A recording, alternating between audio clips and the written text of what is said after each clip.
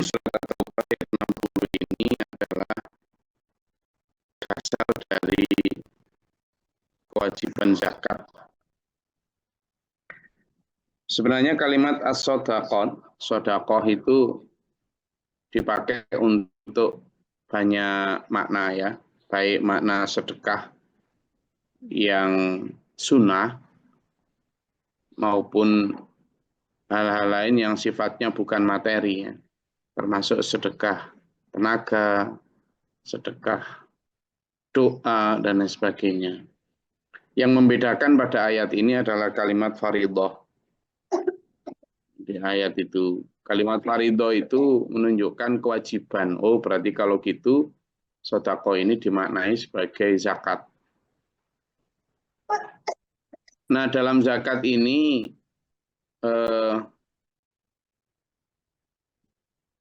ada banyak pembahasan ya. Satu yang paling utama adalah untuk siapa zakat itu. Untuk siapa zakat itu. Di sini sampaikan bahwa sesungguhnya zakat itu ada untuk 8 golongan. Pertama lil fuqara, untuk fakir. Ya, untuk fakir. Apa kategori fakir? Kategori fakir adalah kategori orang yang saking miskinnya sampai tidak ada yang dijagake atau andalkan atau bahan untuk makan esok hari. Jadi kalau hari ini makan, belum tentu besok bisa makan. Karena sangat mengandalkan kerja besok.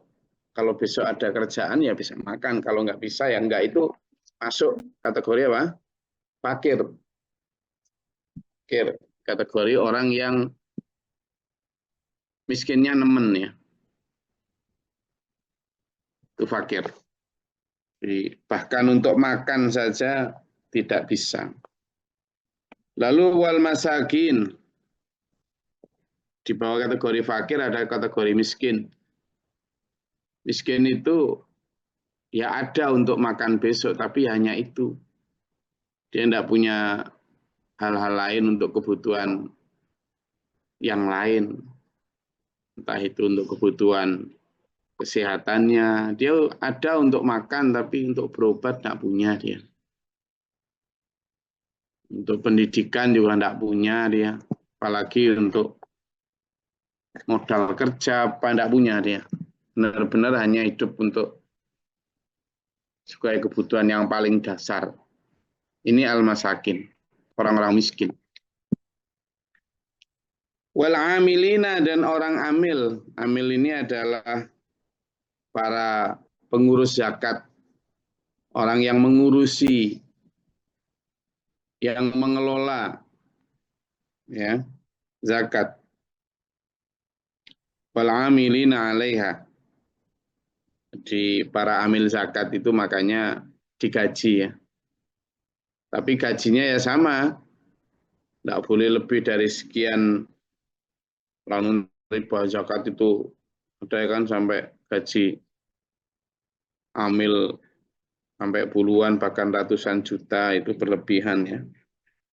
Wal mu'allafati qulubuhum, dan para mu'alaf, orang-orang yang baru masuk Islam, orang-orang yang masih dalam kategori lunak hatinya, baru saja convert kepada Islam.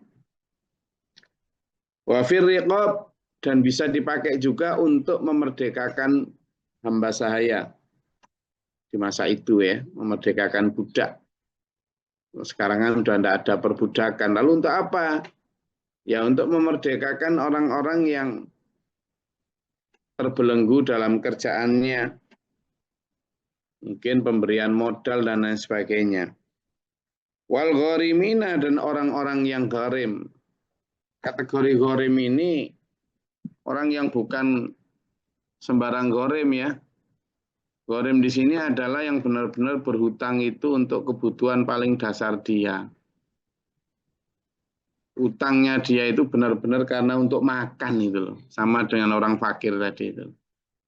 Utangnya dia itu benar-benar untuk kebutuhan misalnya sakit nggak bisa berobat. Ya. Bukan utang untuk modal. Kalau utang untuk modal, pemilik Indofood pun masih punya utang. Mulai ya, orang-orang yang kaya pun masih banyak yang punya utang kalau itu. Hutang yang di sini adalah orang-orang yang gharim benar-benar hutang itu untuk kebutuhan survival, kebutuhan untuk bertahan hidup, baik untuk makan maupun untuk kesehatan.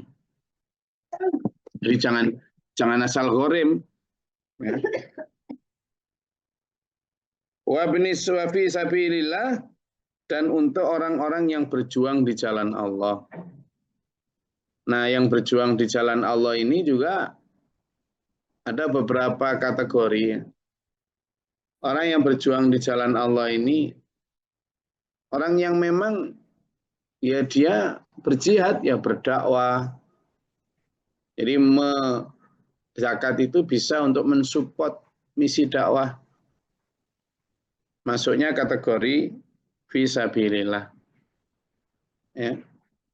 Kebanyakan kita ini kan sekarang malah untuk anak yatim ya. Di sini nggak ada ini kategori anak yatim malah.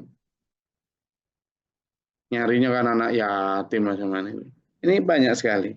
Bukan kok nggak boleh ya kepada anak yatim, tapi kita kadang salah fokus.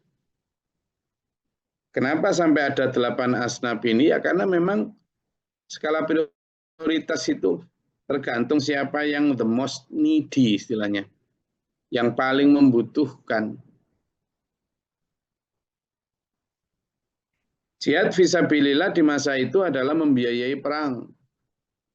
Jihad fisabilillah waktu itu adalah ekspedisi-ekspedisi tempur yang logistiknya juga mahal ya. Baik konsumsi, untuk transportasi, untuk akomodasi, peralatan tempur, dan sebagainya. Nah kalau sekarang gimana? Ya fisabilillah dakwah itu banyak sekali yang dibutuhkan ya. Banyak. Kalau dulu misalnya jihad fisabilillah itu setiap personil butuh tenda, butuh untuk beli apa? Pedang, beli anak panah, butuh untuk kebutuhan makan selama pertempuran, butuh untuk obat-obatan bagi yang terluka. Nah sekarang kalau misalnya jihad fisabilillah apa yang dibutuhkan? Ya beli tiket, kan gitu. Ya, kemudian logistik selama masa dakwah itu. Jadi ke sana. Wa ibnis sabil, dan orang yang ibnu sabil. Kriteria pertama ibnu sabil adalah orang yang dalam perjalanan dan kehabisan bekal. Jadi bukan hanya sembarang perjalanan, rekreasi. Enggak lah, enggak masuk. Untuk rekreasi, saya mau pesir ke Jepang, harusnya dapat zakat. Iya, salah fokus.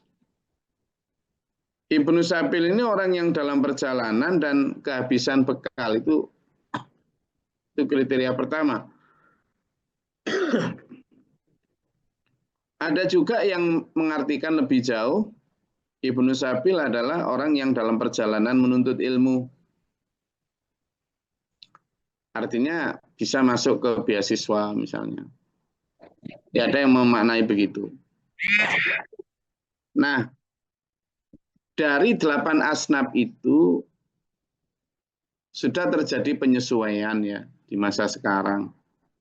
Jadi bukan berarti karena tidak ada perang lalu untuk sektor fisabilillah itu tidak ada lagi, bukan ya.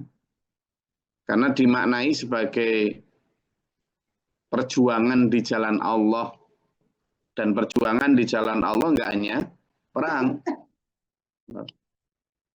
termasuk pembiayaan misi-misi dakwah.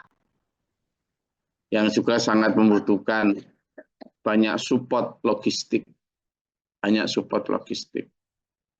Berangkat misi dakwah, berangkat misi baksos, berangkat misi pembangunan masjid, berangkat misi untuk ngajar di daerah-daerah terpencil Al-Quran, berangkat untuk misi ceramah di mana yang di situ masih sangat minim pengetahuan tentang Islam.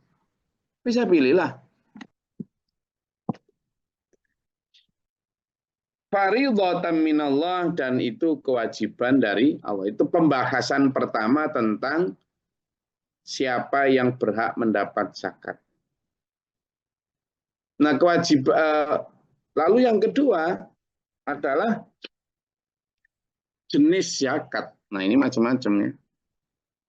Zakat sebenarnya secara garis besar dibagi dua, yakni zakat nafas dan zakat mal. Zakat nafas itu adalah zakat jiwa, yang itu disimbolkan dalam zakat fitrah setiap kali Ramadan menjelang Idul Fitri. Itu setiap jiwa harus bayar zakat semua, kecuali bagi yang bahkan wajib dizakati. Lalu yang kedua zakat mal. Nah, zakat mal ini hanya bagi orang yang sudah menjadi wajib zakat. Siapa?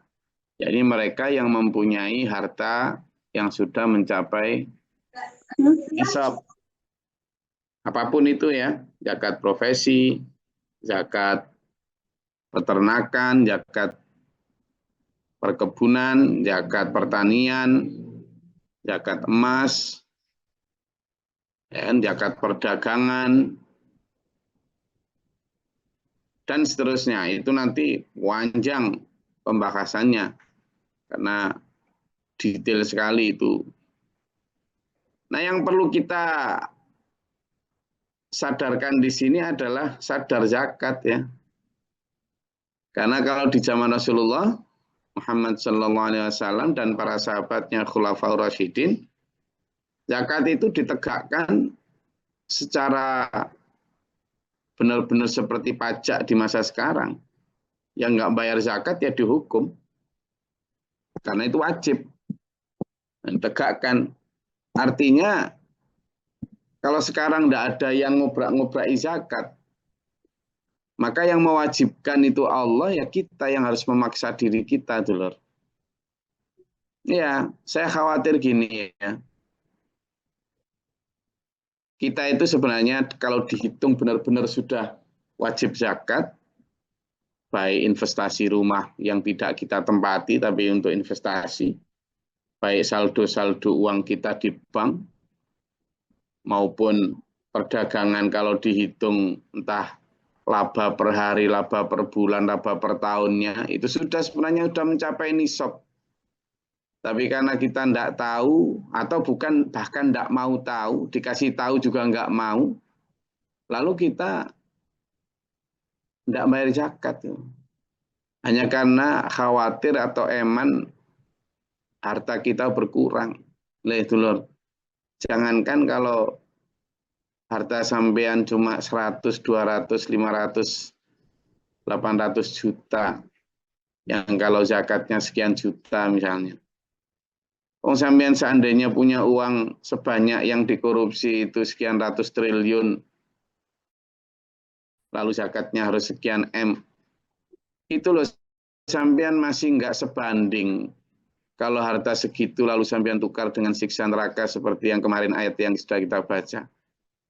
Orang-orang yang menyimpan-nyimpan harta, lalu tidak menzakatinya, tidak mensedekahinya, maka harta itu nanti akan dipanaskan di neraka, lalu disetrikakan di lambungnya, di punggungnya, di dahinya, sambil dikatakan, hadza ma kanaztum li anfusikum fadzuqu ma kuntum taknizun. Inilah harta yang dulu kamu kumpulkan. Kamu malas menzakatinya, malas mensedekahinya. Inilah harta, rasakan siksa akibat kelakuan kamu sendiri. Akibat kamu ngumpulkan dan malas, eman, pelit untuk menzakatinya. Lah kalau harta cuma 1-2 triliun dulu. Padahal yang kita makan juga cuma sepiring nasi, yang kita tempati juga cuma sedipan itu, yang kita pakai juga cuma sehelai kain, meskipun zaman punya uang 1 juta atau 1 triliun, terus ditukar dengan siksa yang selamanya seperti itu sambil diunek-unek kayak gitu, ya nggak imbang lah dulur. Makanya jangan, kan dalam surat Al-Munafikun itu disebutkan la tulhikum amwalukum wala auladukum. Jangan kamu terperdaya oleh harta maupun anak. Mungkin kita terperdaya kita itu. Angzikrillah dari taat kepada Allah. Karena seolah-olah eman rek. Malah kadang-kadang disembunyikan. Jadi ketika ada petugas zakat datang untuk nanyain, mau kita hitungkan Pak hartanya? Wah, di sini. Oh, enggak, itu yang enggak, itu milik ini loh. Itu enggak masuk hitungan itu. Kayak gitu. Loh, saya sampean begitu itu sebenarnya. Seolah-olah kan sedang menyelamatkan harta sampean. Tapi pada dasarnya sampean sedang tidak menyelamatkan jiwa sampean di akhirat nanti. Sedang mengatakan ini loh. Ketika sampean bilang enggak itu enggak masuk hitungan itu. Oh, enggak, ini enggak bisa. Sama itu sebenarnya sedang ini tolong disetrikakan di dahuku, di punggungku, ini tolong dinyoskan di dahi saya ini, panas neraka ini. Sama sedang begitu itu. Makanya yuk hati-hati itu lor. Hati-hati dalam hidup ini. Ya, kemarin loh surat At-Taubah yang sudah kita bahas tentang ancaman orang-orang yang menumpuk harta dan tidak menyedekahkannya, itulah orang-orang yang apa? Lebih rela mereka disiksa di neraka, naudzubillah min dzalik itu. Ya kan? Ayat yang 35 itu kemarin lah. Naudzubillah min dzalik. Yauma yuhma 'alaiha fi nari jahannam. Fatukwa biha jibahuhum junubuhum wa zuhuruhum. Itu. Ayat yang 35 kemarin. Pada hari ketika emas dan perak dipanaskan dalam neraka jahanam, lalu dengan itu disetrikakan dahi, lambung, dan punggung mereka. Seraya dikatakan, hadza ma kanaztum li anfusikum. Inilah harta bendamu yang kamu simpan untuk dirimu sendiri, yang enggak kamu zakati, yang enggak kamu sedekahi. Fadzuqu ma kuntum taknizun. Ini rasakanlah, maka rasakanlah akibat dari apa yang kamu simpan-simpan itu. Quran itu dulu Allah yang memperingatkan kita. Maka ayat 60 surat At-Taubah ini kalimat penekanannya adalah fardhatam minallah. Itu kewajiban dari Allah, bukan dari Gus Glory. Bukan dulur. Saya di sini hanya mengingatkan untuk diri saya sendiri juga, untuk dulur-dulur semua. Makanya saya berusaha ini untuk biar nggak mencapai nisab, nggak mencapai haul, ya langsung dilepas saja semua. Saldo gimana segera habis gitu aja, nyari lagi gitu. Gitu. Makanya enak kalau punya proyek banyak itu. Proyek masjid maksudnya, proyek sekolahan. Nah, di akhirnya itu kan yang selalu menguras kepemilikan kita itu. Tapi kurasannya bagus karena kemudian menjadi investasi di akhirat.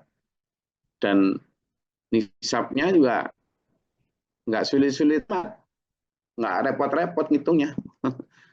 Karena sudah ya sebelum terhitung nisab pun sudah itu. Nah, maka di sini yang kita pelajari adalah wallahu alimun hakim. Karena Allah Maha mengetahui apa yang kita miliki dan Allah Maha bijaksana dengan semuanya. Wa minhumul ladzina yu'dzuna an-nabiyya wa yaquluna huwa udhunun qul udhunu khairil lakum yu'minu billahi wa yu'minu lil mu'minina wa rahmatul lil ladzina amanu minkum. Ada orang-orang yang tidak percaya dengan Nabi. Kadang kan Nabi bersabda ini dan itu gitu setelah ada kasus ini itu gitu. Nah, orang-orang yang masih ada penyakit dalam hatinya itu menuduh Rasulullah itu gampang percaya terhadap aduan gitu lah. Ini yang dimaksud dengan huwa udhunun. Nabi itu percaya saja sama orang yang memberitahu. Artinya menganggap bahwa Nabi Muhammad itu gampang percaya, tidak klarifikasi dulu gitu. Maka kata Allah, loh iya, memang Rasulullah itu mendengar, tapi mendengar yang baik. Beliau punya filter yang sudah disetir Allah, enggak kemudian asal percaya, gitu. Dan orang-orang yang ngomong kayak gitu itu menyakiti Rasul sebenarnya, tapi mereka enggak kerasa ya. Walladzina yu'duna Rasulullahi lahum adzabun alim, dan orang-orang yang menyakiti Rasulullah itu akan mendapat siksa yang pedih di akhirat nanti. Tapi ya nggak kerasa tuh lor. Makanya itu ya sampean dan saya harus hati-hati terhadap para penerus Rasul. Kalau dulu ada Rasulullah, kalau sekarang kan penerus Rasul ya.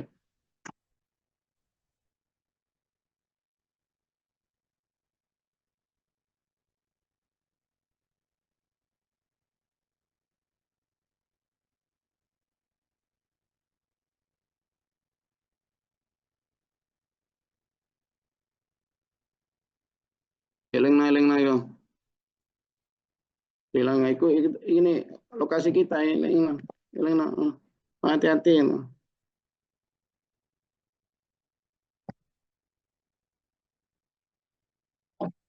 Ya, itu monggo kalau ada yang mau ditanyakan atau dinyatakan silakan.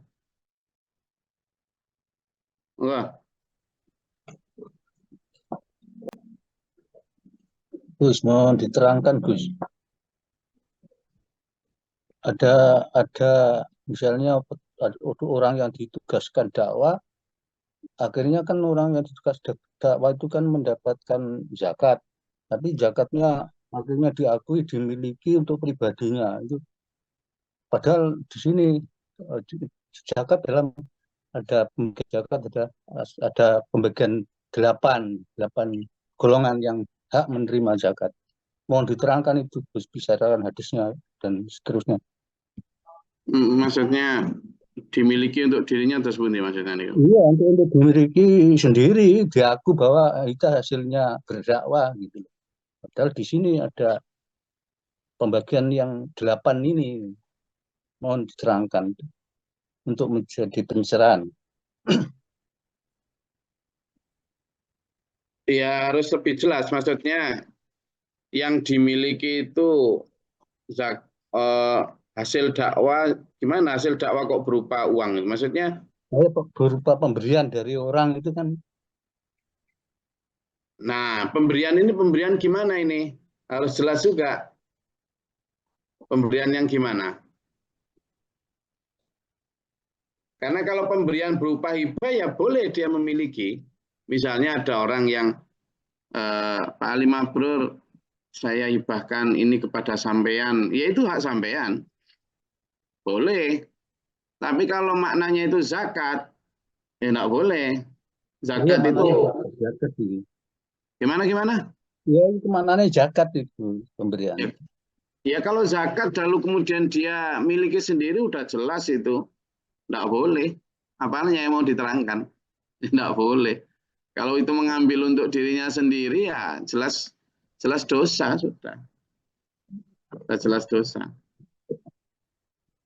Ya, makasih Gus. Jadi kalau maknanya itu memang harus jelas ya pemberian dalam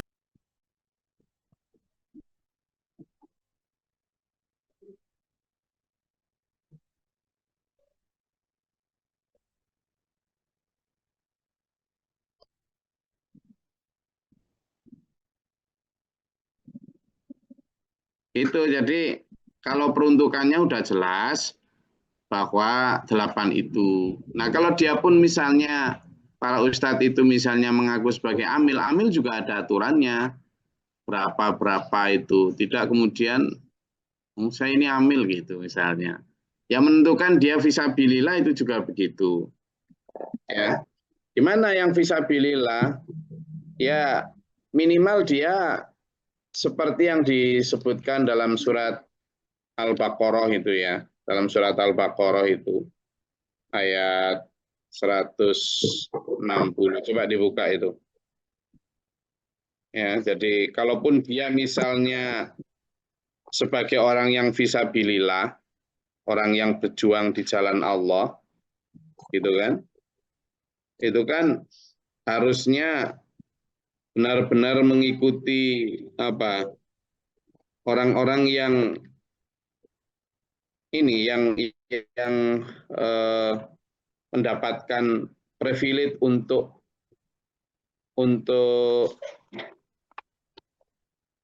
mendapatkan itu, yakni orang-orang yang memang benar-benar berjuang di jalan Allah dan sampai saking karena dia berjuang di jalan Allah itu sampai nggak sempat punya waktu untuk nyari makan, sampai nggak sempat punya waktu untuk jualan atau bertani atau apa gitu kan. Nah itu berhak mendapat zakat. Itu pun tidak kemudian bagian seluruhnya diakui. Ya. Jadi itu. Maka ayat surat Al-Baqarah ayat 200 coba dibuka tuh di orang-orang yang benar-benar jihad fisabilillah itu minimal seperti itu ya. Dalam surat Al-Baqarah ayat 273 itu. Itu setidaknya.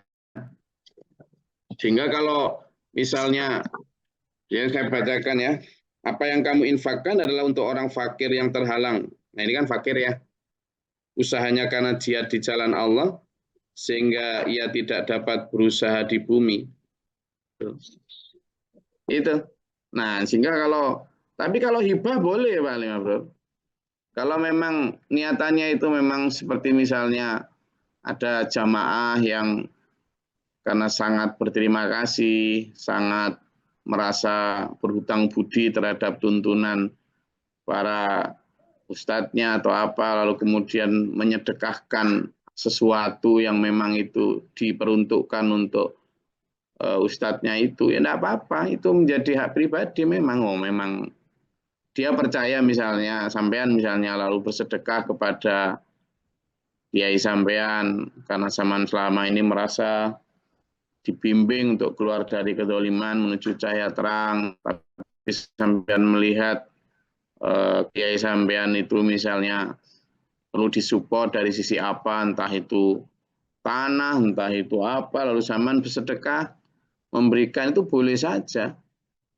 Nah, tapi cuma para kiainya jangan kemudian berharap gitu. Itu. Kalau itu bukan zakat itu. Itu memang hibah atau hadiah dari sang murid kepada guru yang itu yang menjadi hak pribadi. Beda dengan zakat.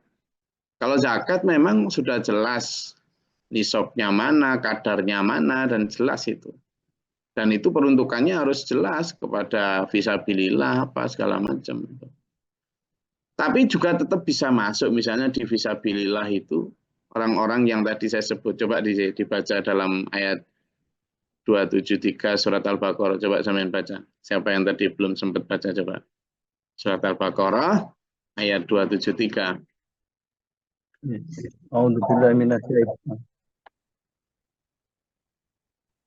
A'udzubillahi Bismillahirrahmanirrahim. Apa yang kamu infakkan adalah untuk orang-orang fakir yang terhalang atau usahanya karena jihad di jalan Allah, sehingga dia tidak dapat berusaha di bumi. Orang lain yang tidak tahu menyangka bahwa mereka adalah orang-orang kaya karena mereka menjaga diri mereka meminta-minta. Engkau Muhammad mengenal mereka dari ciri-cirinya. Mereka tidak meminta-minta secara paksa kepada orang lain. apapun harta yang baik yang kamu infakkan, sesungguhnya Allah Maha mengetahui. Shadaqallahul adzim. Nah, ayat ini itu bisa untuk sedekah, baik juga bisa untuk zakat. Zakat bisa, karena di situ sebutnya fisabilillah. Jadi orang-orang yang memberikan seluruh tenaga hidupnya untuk fisabilillah, lalu karena itu kemudian dia tidak punya banyak kesempatan untuk bekerja mencari nafkah buat dirinya sendiri, itu masuk orang-orang yang sebenarnya paling layak untuk sampean sedekahi, sampean hibai, atau sampean ambilkan dari bagian zakat. Itu ayatnya. Jadi kalau dia masuk kategori fisabilillah, kembali lagi di surat At-Taubah ayat 60, fisabilillah pun dapat gitu. Tapi untuk kasus misalnya sampean menghibahkan sesuatu untuk orang yang sampean rasa sangat berjasa dan perlu disupport dari sisi dunianya, ya boleh-boleh saja. Dan ada aturannya juga, Rasulullah sering tuh dapat. Kayak misalnya Rasulullah pernah mendapatkan kebun paling cantik, paling strategis, paling mahal, paling mewah di Madinah. Kebun namanya Bairoha. Itu bahkan disedekahkan oleh seorang yang sahabat namanya Abu Talha. Karena mendengar kalimat lan tanalul birra hatta tunfiqu mimma tuhibbun, ayat yang berbunyi a'udzubillahi minasyaitonir rajim, lan tanalul birra hatta tunfiqu mimma tuhibbun. Belum sampai kamu kepada level kebajikan sampai kamu berani memberikan harta yang kamu cintai. Langsung Abu Talha itu, benar itu Rasulullah, ya saya pengen sampai di level kebajikan. Saya punya harta yang paling saya cintai, harta yang paling strategis, harta yang paling banyak hasilnya, paling indah, dan paling ini strategis posisinya, itu kebun Bairoha di tengah kota Madinah, saya berikan kepada engkau ya Rasul. Ada pernah begitu juga, itu haknya Rasul itu. Tapi karena memang beliau memang layak dipercaya, meskipun diberi begitu pun, dan itu hak pribadi, tapi beliau tidak mau untuk pribadi, langsung dipakai untuk agama juga. Gitu. Nah itu pentingnya bersedekah kepada lahan yang tepat itu begitu. Makanya sedekah maupun zakat itu tidak sembarangan ya. Karena itu ibarat menanam. Kalau lahannya tandus ya nggak tumbuh apa-apa. Kalau lahannya berminyak juga nggak tumbuh apa-apa. Kalau lahannya berbatu ya lumayan masih bisa menampung. Nah, sampean bersedekah, wakaf apa kepada siapa itu ya sangat hati-hati ya. Kalau kemudian wakaf sedekah tapi kepada yang nanti malah di akhirat tidak tercatat apa-apa kan ya eman sampean. Itulah. Kepada orang-orang seperti Nabi Muhammad SAW, seperti pada para sahabatnya yang jelas-jelas terpercaya untuk nanti bahkan hibah yang harusnya untuk pribadi pun itu loh dipakai untuk agama. Nah itu sampean nanti insya Allah memetik hasil yang berlipat ganda di akhirat. Makanya hati-hati, jangan asal nyalurkan ya. Saya rasa itu yang ada yang mau disampaikan lagi. Ya, Assalamualaikum warahmatullahi wabarakatuh. Ya, seperti apa yang disampaikan Gus Lori barusan, ya hati-hati dalam menyampaikan menyalurkan sedekah atau zakat. Nah, ini kriteria untuk yang idealnya itu, apakah untuk harus orang yang Muslim atau non Muslim pun boleh Gus menerima zakat itu? Ya, Dan jadi terima kalau kasih. Waalaikumsalam. Skala prioritas memang Muslim dulu ya Bu Anissa ya. Skala prioritas memang Muslim dulu. Dan selanjutnya memang fakir, miskin maupun itu nggak ada syarat. Dia bisa siapapun ya. Tapi skala prioritas memang fakir yang Muslim dulu, miskin yang Muslim dulu, gitu kan. Wafir rikob pun yang Muslim dulu, al-ghorimina juga Muslim dulu kan gitu. Tetapi kalau tidak itu pun selanjutnya maka untuk syiar itu bisa untuk siapapun. Okay. Terutama yang memang the most needy itu orang yang paling membutuhkan. Gitu ya. Jadi makanya kadang ya misalnya orang-orang, saya juga sering mesti kalau ada orang mau bersedekah gitu kan ada anak yatimnya. Loh, Meskipun nggak ada anak yatim, lalu di situ banyak orang miskin, anak fakir, anak yang jauh lebih membutuhkan daripada yatim. Ada yatim yang sudah dapat bantuan banyak, lalu di situ ada anak fakir yang benar-benar belum ada yang bantu. Kadang ini psikologi orang itu seolah-olah hidup ini hanya disedekahkan, itu yang paling pantas itu anak yatim. Itu yang kadang keliru. Demikian pula yang muslim maupun yang non muslim. Nah, kalau yang muslim itu sudah begitu banyak bantuan, gitu kan, maka ya kepada yang non muslim itu juga bisa, gitu ya. Tapi yang memang prioritas pertama adalah kepada yang muslim, gitu Bu Anissa.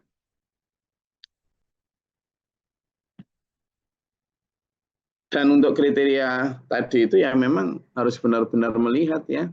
Makanya kita dalam berorganisasi, kita di dalam berguru dan lain sebagainya memang harus benar-benar selektif.